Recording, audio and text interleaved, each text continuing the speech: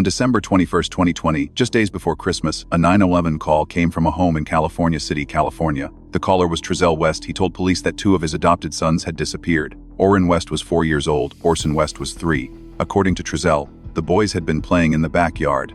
I'm saddened to announce that the investigation has revealed that Orrin and Orson West are deceased. The investigation has also revealed that they died 3 months before their adoptive parents reported them missing. While the defendants in this case, Trezell and Jacqueline West, are presumed innocent, the securing of a grand jury indictment is a major step in ensuring. He said he stepped away briefly to gather firewood. But when he came back, the 2 little boys were gone. At first, the story sounded like every parent's worst nightmare: 2 children, a backyard, a gate, and in a matter of minutes, everything was gone. But when police began searching, the story stopped feeling simple. Search dogs were brought to the scene, but they did not track a scent trail showing that Orrin and Orson had left through the backyard. Surveillance cameras in the area did not capture the boys walking away from the house. There was no footage of 2 small children wandering down the street, and no clear sign of a stranger's vehicle stopping to take them. A neighbor who could see into the backyard also said she did not see the boys playing there that evening. So what really happened? If Orrin and Orson walked out through the gate, why was there no trail? If they were taken, why did the cameras not show anyone coming for them? And if the backyard story was not true, then the harder question was no longer where did the boys go? It was, were they ever there that day at all? This is the case of Orson and Orrin West, 2 little brothers reported missing just before Christmas. A search that shook an entire community, a story built around a backyard gate, and a trial that would later raise the chilling possibility that the disappearance may have been staged from the very beginning. What makes this case so haunting is not only that 2 children vanished, but that they disappeared from a story that should have been easier to understand. Orrin was 4 years old, Orson was 3. At that age, a child does not simply disappear without leaving something behind: a footprint, a witness, a camera image, a scent trail, or some small mistake that reveals what happened. But in this case, the silence seemed to be everywhere. There was no confirmed sighting of the boys walking away. There was no clear evidence that a stranger had come near the house. Their bodies were never recovered, and there was no simple answer for the people who loved them before their names became part of a courtroom case. For the community, it began as a desperate search for 2 missing little boys. For investigators, it became something much darker. The longer they searched, the more the evidence appeared to lead back to the place where the story began: the home, the backyard, and the people who said Orrin and Orson had vanished from there. That is why the case still feels unresolved, even after convictions. A courtroom can deliver a verdict. A judge can hand down a sentence. But for Orrin and Orson, there is still no final place to mourn, no complete explanation, and no moment when the people left behind can say they truly know everything that happened. That is the weight at the center of this story. Not only that 2 children were reported missing, but that the truth may have been kept from the public before the search began. Before this became a criminal case, before the search teams, before the courtroom, before the verdicts, there were 2 little boys. They were brothers. Small enough to still need help with almost everything. Young enough that the world around them should have been built around protection, routine meals, sleep, play, and the steady presence of adults who were supposed to keep them safe. Before their adoption, Orrin was known as Sincere Pettis. Orson was known as Classic Pettis. Those names matter, because behind every case file is a life that began before the headlines, before the police reports, and before strangers on the internet started trying to understand what happened. Orrin and Orson were not symbols. They were not just the missing California City boys. They were children. 2 brothers who should have been growing up, making noise in a house, playing beside each other, and being seen by the people responsible for them. But by the time their names reached the public, the story was already surrounded by absence. No confirmed sighting of them walking away. No bodies recovered. No clear final moment that their loved ones could hold on to. And that is part of what makes this case so painful.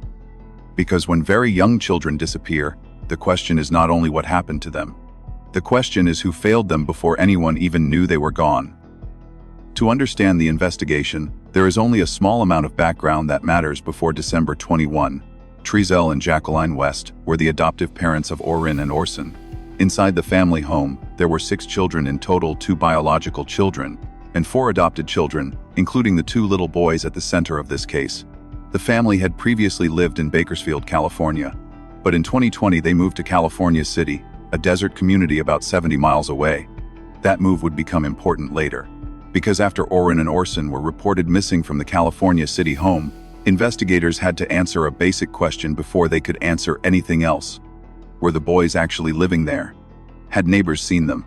Had relatives seen them? Had the other children in the home seen them recently? And most importantly, were Orrin and Orson truly in that backyard on the evening of December 21? This is where the case begins to narrow. Not around a long family history, not around speculation, but around one specific claim made on one specific evening. Two little boys were playing in the backyard. Their father stepped away, and when he came back, they were gone. That was the story. Now investigators had to find out whether the evidence supported it. On the evening of December 21, 2020, the story began with a claim that sounded simple. Trezell West said Orrin and Orson had been playing in the backyard of the family's California City home. It was late afternoon, only a few days before Christmas. The light was fading, the neighborhood was quiet, and according to Trezell, the two little boys were outside while he was gathering firewood near the back of the property. Jacqueline West, according to the account given to investigators, was inside the house. For a moment, nothing about the scene sounded impossible. Two children playing outside, a parent nearby, a backyard with a gate. But then Trezell said he noticed the boys were gone. He said he searched the backyard first. Then he checked the area around the home. He looked down the street. He drove around the neighborhood. The explanation, at least at the beginning, was that Orrin and Orson may have slipped out through the back gate and wandered away. That detail, the gate, became the center of everything. Because in the first version of the story, the gate was the place where two small children could have crossed from safety into danger. It was the opening that could explain how a 4-year-old and a 3-year-old disappeared from a home without anyone immediately stopping them. But investigators would soon have to ask whether that opening truly explained anything at all. At around 5:41 p.m., Trezell called 911. By then, according to his own timeline, about 20 minutes had passed since he had last seen the boys in the backyard. For police, those first minutes mattered. In a missing child case, time is not just important, it is evidence. Every step, every statement, every delay can become part of the timeline. Officers arrived and began treating the situation as urgent. If two children had wandered away in the cold evening, they needed to be found quickly. Search efforts began around the home and through the neighborhood. The idea was still that Orrin and Orson might be nearby, confused, hiding, frightened, or walking somewhere they did not understand. But even in those early hours, the case began to feel wrong. The story depended on movement. Two boys had to leave the backyard. They had to pass through or around the gate. They had to enter the neighborhood. Someone, something, or some camera should have picked up a trace of them. And yet, the first signs did not point outward. They pointed back. There was no immediate confirmed sighting of the boys walking away. No clear footage showing them leaving the property. No neighbor coming forward to say they had seen two little boys moving through the street alone. The timeline that began as a frantic missing child emergency was already becoming something else. Because the more investigators looked at the evening of December 21, the more the question changed. It was no longer only where did Orrin and Orson go. It was what actually happened before the 911 call was ever made. When police arrived, the case was still being treated as a missing child emergency. And in those first moments, that was exactly what it had to be. Orrin was 4 years old, Orson was 3. If two children that young had slipped out of a backyard and wandered into the neighborhood, every minute mattered. The temperature was dropping, the sun was going down, and the longer they were outside, the more dangerous the night became.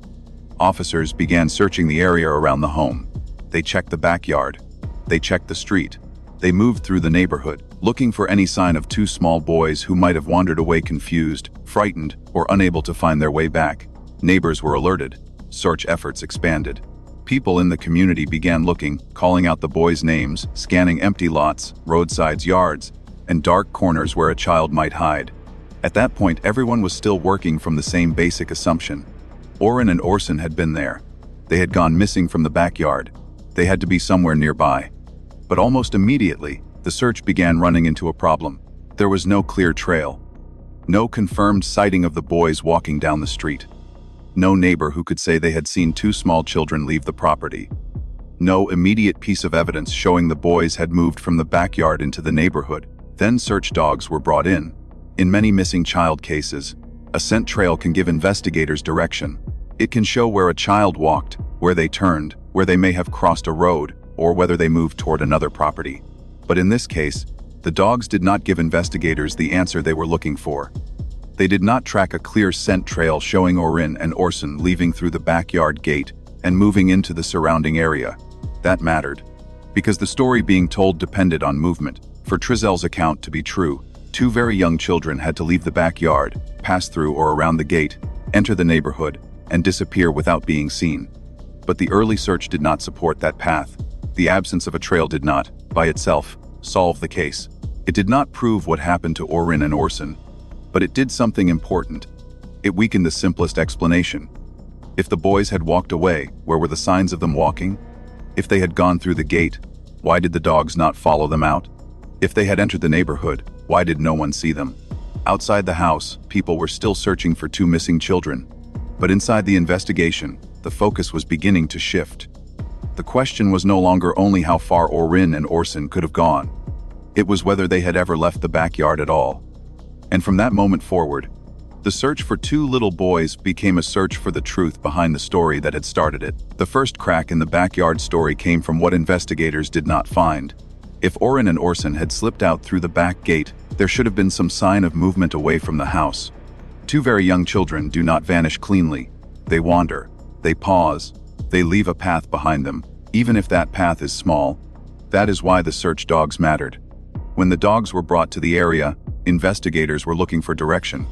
A scent trail could have supported the idea that the boys left the backyard, moved through the gate, and continued into the neighborhood. It could have shown officers where to search next. But that is not what happened. The dogs did not track a clear trail showing Orrin and Orson leaving the property and moving away from the home. Might not remember me, but I remember them, and I'll show them. Like, it don't matter how long it take, how hard it's gonna be. That did not answer every question. A missing scent trail is not the same as a full confession. It does not tell investigators exactly what happened inside the house, and it does not explain where the boys were. But it created a serious problem for the story Trezell and Jacqueline had given, because their explanation depended on two children leaving the backyard, and the dogs were not supporting that path. Then came the cameras.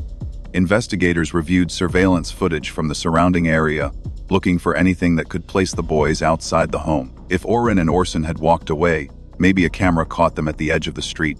If someone had taken them, maybe a vehicle passed by at the right time. If a stranger had been watching the house, maybe there would be some sign of that person before the 911 call. But again, the evidence did not point outward. The cameras did not show two little boys walking away from the property. They did not show Orrin and Orson moving through the neighborhood alone. They did not reveal a clear image of a stranger arriving to take them. What the footage failed to show became just as important as what it did show. For investigators, this was the beginning of a shift. They were no longer only asking where the boys might have gone. They were asking whether the basic premise of the emergency call was true at all. Because the story was simple: two children were in the backyard, then they disappeared through the gate. But the evidence around the house was not behaving like two children had left. No clear scent trail, no clear camera footage, no confirmed sighting, no reliable sign that Orrin and Orson had moved from the backyard into the world outside. And in a case like this, absence can become evidence. Not because one missing detail proves everything, but because several missing details begin to form a pattern. The dogs did not follow them out. The cameras did not show them leaving. The neighborhood did not produce a witness who saw them walking away. The search had started outside the home, but the evidence was pulling the investigation back to the place where the story began. The next problem came from someone close enough to matter: a neighbor who had a view toward the West family's backyard. In a case built around the idea that two little boys were outside playing, that kind of witness became important very quickly. Because if Orrin and Orson were in the yard that evening, there was at least a chance someone nearby might have seen them. According to the information later presented in court, this neighbor could see into parts of the backyard area. She noticed activity around the property. She saw movement near the side gate. She saw Trezell going in and out while gathering wood. But what she did not see was just as important. She did not see Orrin. She did not see Orson. She did not see two little boys playing in the backyard on the evening they were reported missing. That detail did not stand alone. By itself, one neighbor not seeing something does not prove the boys were never there. People look away. Views can be limited. Timing matters. A child could be in a blind spot behind a structure or inside during the exact moment someone glances over. But in this case, the neighbor's account landed on top of other problems investigators were already seeing. The dogs were not tracking the boys away from the property. The cameras were not showing them leaving. No one was coming forward with a clear sighting of two small children walking through the neighborhood. And now, someone who could see toward the yard was saying she had not seen them there. The backyard story was supposed to explain everything. It was supposed to explain how two very young children could vanish in a short window of time. But the more investigators checked the outside world, the less the outside world seemed to confirm it. This is where the case started to feel deeply wrong. Because in a normal missing child case, the evidence usually expands outward. A witness sees something, a camera catches a shape, a scent trail moves down a street, a footprint, a sound, a direction, something begins to pull the search away from the home. Here, the opposite was happening. Every missing sign seemed to push the investigation back inward. Back to the backyard, back to the gate, back to the adults who said the boys had been there. And that is why the neighbor's statement mattered. Not because it solved the case, but because it fit a pattern investigators could no longer ignore. The story said two children had been outside. The evidence kept asking the same question: where is the proof? If Orrin and Orson had been playing in that yard, why was there no clear witness? If they walked out through the gate, why was there no trail? If they entered the street, why did the cameras stay silent? By this point, the investigation was no longer moving through a simple search grid. It was moving through contradictions. And the next contradiction would come from inside the family itself. The next major shift did not come from a camera, a search dog, or a neighbor. It came from inside the family home. After Orrin and Orson were reported missing, investigators began speaking with the other children in the West household. And what those children said created one of the biggest problems for the story Trezell and Jacqueline had given. According to the account from Trezell and Jacqueline, the family had still been together shortly before the 9/11 call. They said that on December 19, 2 days before the boys were reported missing, all 6 children had been in the van when the older children were taken to stay with relatives. In that version, Orrin and Orson were still present. They were still part of the household. They were still alive and with the family just days before the emergency call. But when investigators spoke to the other children, the story changed. The children did not confirm that Orrin and Orson were in the vehicle that day. Instead, their statements suggested that the two little boys had not been seen recently. Some of what they said pointed to a possibility investigators could not ignore. Orrin and Orson may have been gone long before December 21. That was a turning point. Because if the other children were right, then the backyard story was not just missing details. It was built on a timeline that did not hold. If Orrin and Orson had not been seen by the other children for days, or possibly longer, then the idea that they simply wandered away from the backyard on December 21 became much harder to believe. This part of the case had to be handled carefully. Children's statements can be complicated. Memory can shift. Younger witnesses can be confused by time, pressure, fear, or repeated questioning. And during the trial, the defense would challenge the reliability of those statements, arguing that the children's accounts were inconsistent and could not safely carry the weight of a murder case by themselves. But for investigators, the importance of those interviews was not only in one single sentence or one perfect timeline. It was in the pattern. The adults said Orrin and Orson were there. The dogs did not track them away. The cameras did not show them leaving. The neighbor did not see them in the yard. And now, the other children were not confirming that the boys had been with the family as recently as Trezell and Jacqueline claimed. That combination changed the investigation. Police were no longer only searching streets, yards, empty lots, and dark places where two lost children might hide. They were now examining the possibility that the disappearance had been reported after something had already happened. The question became darker. Were Orrin and Orson missing children who vanished from a backyard? Or were they children whose absence had been hidden until a story was created to explain it? By this point, the investigation was not moving away from the house anymore. It was moving deeper into it, into the family timeline, into the children's statements, and into the growing possibility that the 9/11 call was not the beginning of the emergency. It may have been the beginning of the cover story. As investigators moved deeper into the family timeline, the case entered its most difficult territory, the statements made by the other children in the home. These were not simple witness accounts from adults looking across a street or watching surveillance footage.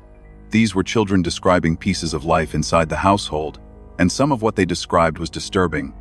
According to the prosecution's theory, Orrin and Orson did not disappear from the backyard on December 21. They believed something had happened to the boys earlier, while they were still in the care of Trezell and Jacqueline West.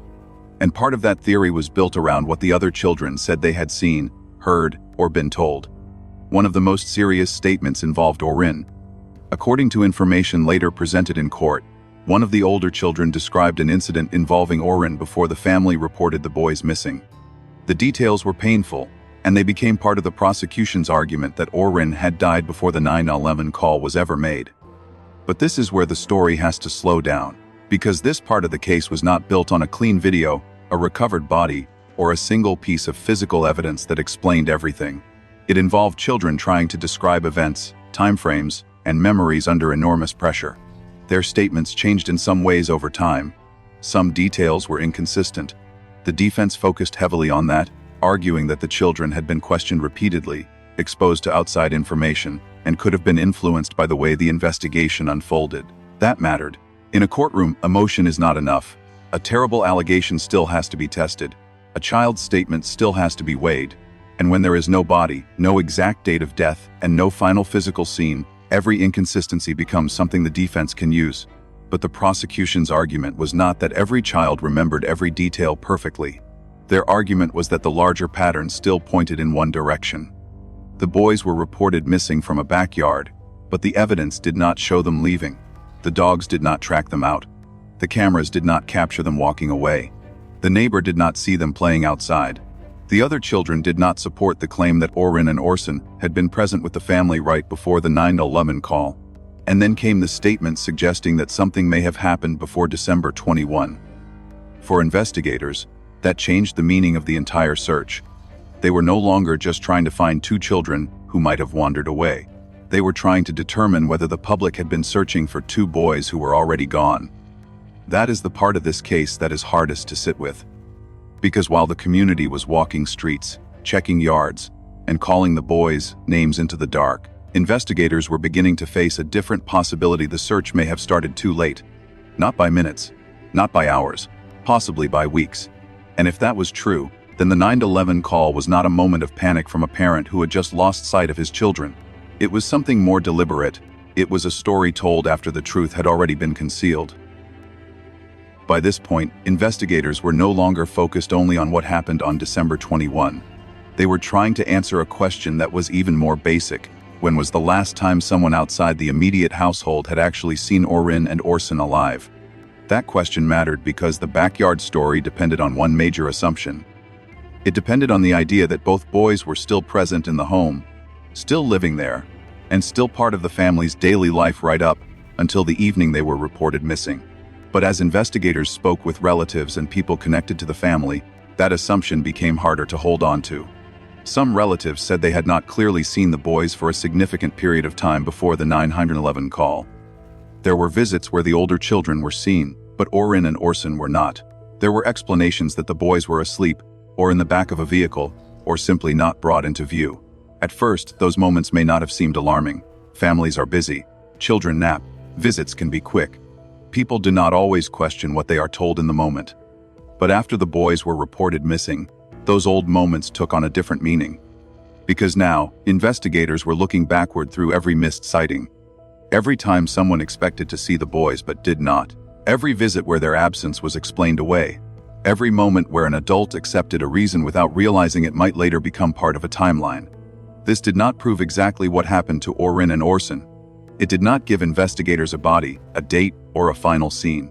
But it helped build the prosecution's larger argument that the boys may not have been present with the family for some time before December 21, and that the report of them vanishing from the backyard may have been used to explain an absence that had already existed. That is what made this beat so powerful. The case was not only about what people saw. It was also about what people did not see. They did not see the boys leave through the gate. They did not see the boys walking through the neighborhood. They did not see a stranger take them. And now, some of the people who should have seen them before that night could not clearly say they had. The timeline was becoming less like a missing child emergency, and more like a disappearing record of presence. The boys were not just missing from the backyard. They seemed to have been missing from family visits, from outside witnesses, from the normal evidence that children leave behind simply by being alive in a home. And that is where the investigation became even colder. Because if no one outside the household could clearly place Orrin and Orson alive close to December 21, then the 911 call was not just suspicious because of what happened after it. It was suspicious because of everything that may have happened before it. The search had started with one evening, one backyard, and one gate. But now investigators were looking at weeks of silence, weeks of absence, and a pattern that suggested the public may have been searching for two children who had already disappeared long before their names were ever put on a missing poster. As the weeks turned into months, the investigation began to move away from the version of events the public first heard. At the beginning, Orrin and Orson West were treated as missing children. The question was where they had gone. Search teams looked through neighborhoods, open land, empty lots, and surrounding areas. Their faces were shared. Their names were repeated. People hoped that somewhere, somehow, the boys were still alive and waiting to be found. But behind the scenes, investigators were no longer looking at the case the same way. The evidence was not building a path away from the backyard. It was building pressure around the story itself. The dogs had not tracked the boys leaving the property. The cameras had not shown them walking away. A neighbor had not seen them playing outside. The other children in the home had given statements that did not match the idea that Orrin and Orson had been present right before the 911 call. Relatives and witnesses could not clearly place the boys alive close to the date they were reported missing. Piece by piece, the investigation stopped asking only where the boys were. It began asking whether the public had ever been given the real starting point of the case. That shift changed everything. Because if Orrin and Orson did not vanish from the backyard on December 21, then the search that followed was searching the wrong timeline. The flyers, the neighborhood checks, the public pleas, the desperate hope that two tiny boys might still be found nearby, all of it may have been built around a false beginning. For investigators, this became one of the hardest kinds of cases to prove. There were no bodies, no recovered remains, no final scene that clearly showed where the boys died, no simple piece of physical evidence that answered every question. Instead, the case had to be built from absence, contradiction, witness statements, surveillance gaps, search results, and the timeline of when Orrin and Orson were last clearly seen. That is what made the investigation so unsettling. It was not one discovery that changed the case overnight. It was the accumulation of details that kept pointing in the same direction. The boys were reported missing from a backyard, but there was no strong evidence that they left it. They were said to be with the family shortly before the 911 call, but the other children did not support that timeline. They were supposed to be present in the home, but people outside the household had not clearly seen them for some time. And eventually, investigators reached a devastating theory. Orrin and Orson may have already been dead long before they were ever reported missing. On March 1, 2022, more than a year after the 911 call, Trezell and Trezell West were arrested. I guess I was shocked that there was finally a conclusion, but I didn't really feel like there was a definitive answer. The case was no longer only about two missing children. It was now a murder case without bodies. That phrase is heavy because it means the courtroom would have to do what the search could not. It would have to reconstruct the truth without the most painful piece of proof families usually need before they can even begin to grieve. For the public, the arrests were shocking. For the people who had been following the case from the beginning, they also confirmed what many had feared, that the story of two boys slipping out of a backyard gate may never have been the truth at all. But an arrest is not the same as an answer, and charges are not the same as proof. The next stage would move into court, where prosecutors would have to convince a jury that the disappearance was staged, that Orrin and Orson had not simply wandered away, and that the people who reported them missing were the same people responsible for what happened to them. The investigation had shifted. Now the burden moved to the courtroom. When the case finally moved into court, the jury was not asked to watch a clear video of what happened to Orrin and Orson. They were not shown recovered remains. They were not given one simple piece of evidence that explained everything. Instead, they were given two completely different versions of the same story. The prosecution argued that the disappearance had been staged. According to their theory, Orrin and Orson did not wander out of the backyard on December 21, 2020. They believed the boys were already gone before that night, and that the 911 call was an attempt to make their absence look like a sudden missing child emergency. Their case was built on a pattern: no scent trail leading away from the home, no surveillance footage showing the boys leaving, no clear witness who saw them in the yard, and statements from the other children that did not match Trezell and Jacqueline's timeline. To prosecutors, those details did not look random. They looked like a cover story. But the defense told the jury to look at what was missing. No bodies, no exact date of death, no confirmed crime scene, no physical evidence that clearly showed how either child died. They challenged the children's statements, pointing to inconsistencies and arguing that young witnesses can be influenced, confused, or pressured over time. They argued that suspicion was not enough, and that the state had built a murder case without the evidence normally expected in a murder trial. That was the central tension of the courtroom. The prosecution asked the jury to trust the pattern. The defense asked the jury to doubt the gaps, and in the middle of it all were two little boys who could not speak for themselves. By the end of the trial, the question was no longer whether the backyard story felt strange. It was whether the evidence proved, beyond a reasonable doubt, that it was never true. When the verdict came back, it did not give the family everything they needed. But it did give the courtroom a legal answer. Trezell and Jacqueline West were found guilty on 5 of the 7 counts they faced. The jury convicted them in connection with Orrin's presumed death, including second-degree murder. They were also convicted of willful cruelty to a child involving both Orrin and Orson. But the verdict was not complete. On the homicide counts connected to Orson, the jury could not reach a decision. That meant the case ended in a way that was both powerful and painful. There was accountability. There was a guilty verdict. There was a jury that rejected the idea that everything about the backyard story could be trusted. But there was still no full legal answer for Orson.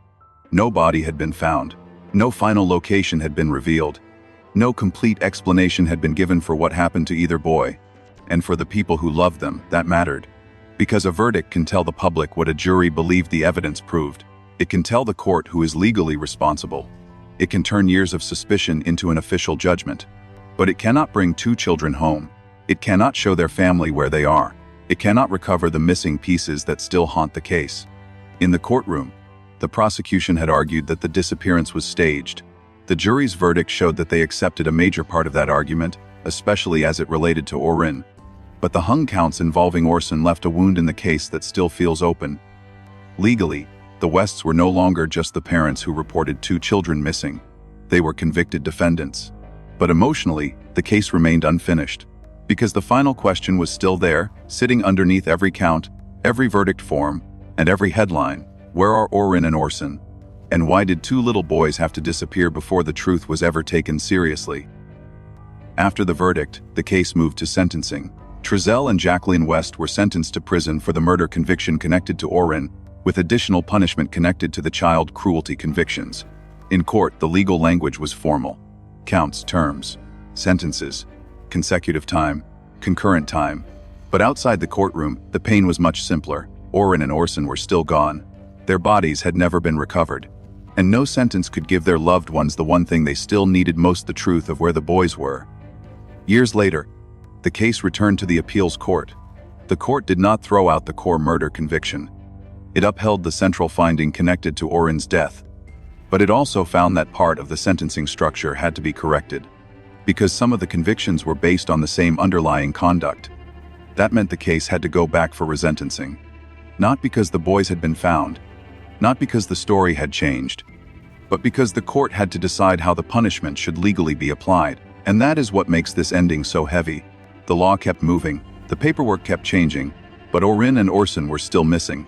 Some cases end with a body being found. Some end with a confession. Some end with one final piece of evidence that gives a family the answer they have been waiting for. But this case did not end that way. For Orrin and Orson West, there was a verdict. There was a sentence. There was an appeal. There were years of searches, hearings, statements, and courtroom arguments. But there was still no place to say goodbye. No grave, no recovered remains, no final location where the people who loved them could stand and know the boys had finally been brought home. That is the wound at the center of this story. Because the law can punish. The court can decide what the evidence proves. But even after all of that, the silence around Orrin and Orson remains. 2 little boys were reported missing from a backyard just days before Christmas. But the evidence led investigators back to the home, back to the timeline, and back to the people who were supposed to protect them. We tell stories like this not because tragedy needs to be repeated, but because patterns need to be recognized. When a child disappears, the first story cannot be the last story. Orrin and Orson deserved protection. They deserved truth, and they deserved to come home.